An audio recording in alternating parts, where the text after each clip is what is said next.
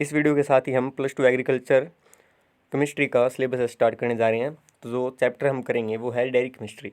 Dairy chemistry के अंदर हम मिल्क और मिल्क से रिलेटेड जो भी प्रोडक्ट्स है उसके बारे में इस चैप्टर में स्टडी करने जा रहे हैं। तो सबसे पहले हमें मिल्क के बारे में पता होना चाहिए।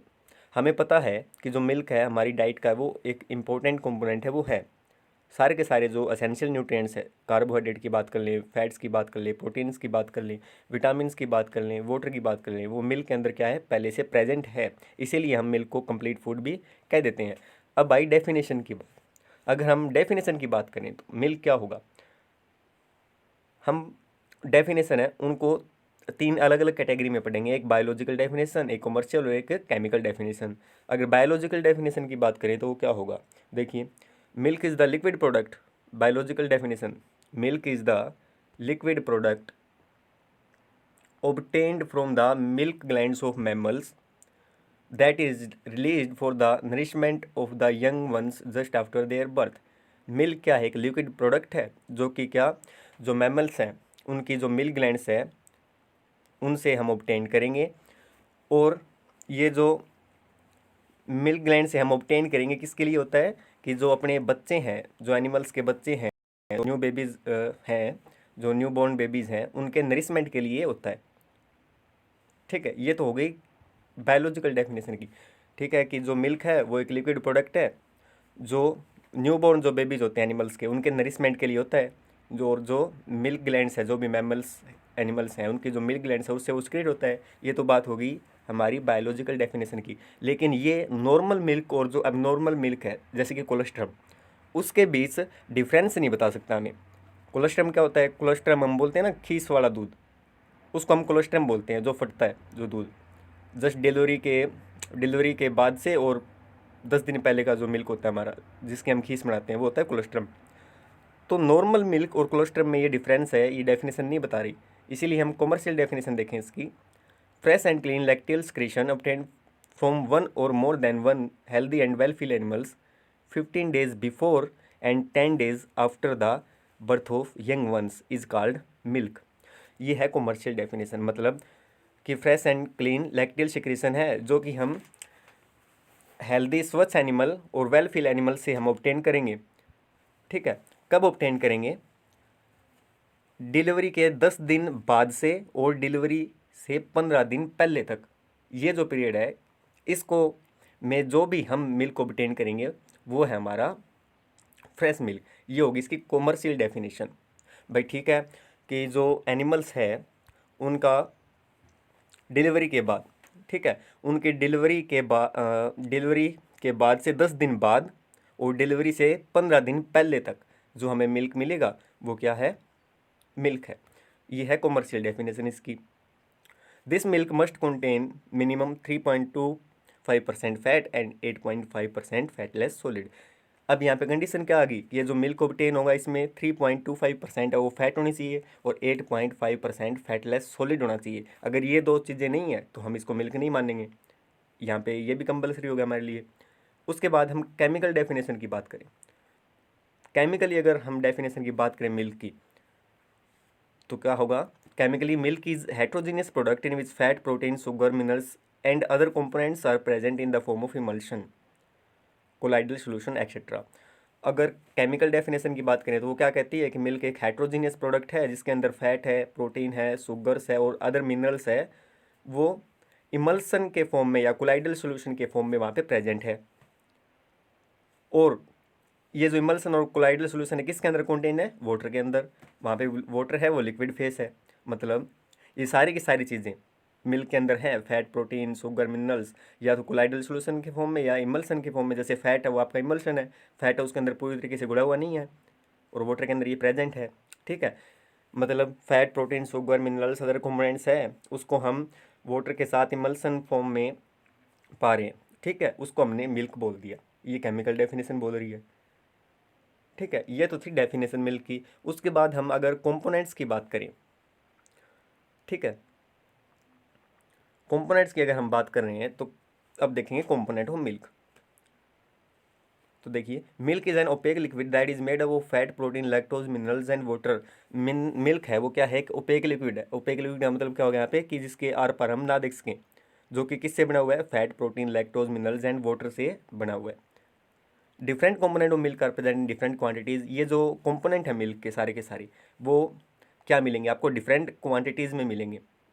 किसी मिल्क में तो आपको कम मिलेंगे, किसी में थोड़ा बहुत ज़्यादा मिलेंगे, तो इनकी जो क्वांटिटीज़ है वो अलग अलग हो सकती है, लेकिन होंगे यही fat, protein, lactose, minerals and water वगैरह मिल्क के अंदर। This difference is due to various reasons like food are given to animal, age of animal, climatic condition etcetera.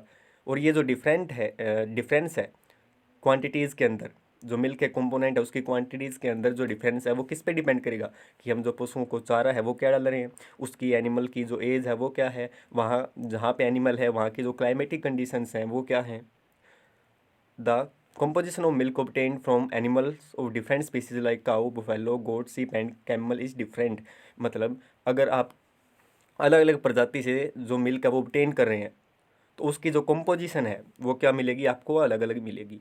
हो सकता है किसी में फ़ैट ज़्यादा हो और किसी स्पीसीज़ में फ़ैट क्या हो, थोड़ा सा कम हो, तो मतलब कंपोजिशन है वो आपको कम ज़्यादा मिल सकती है।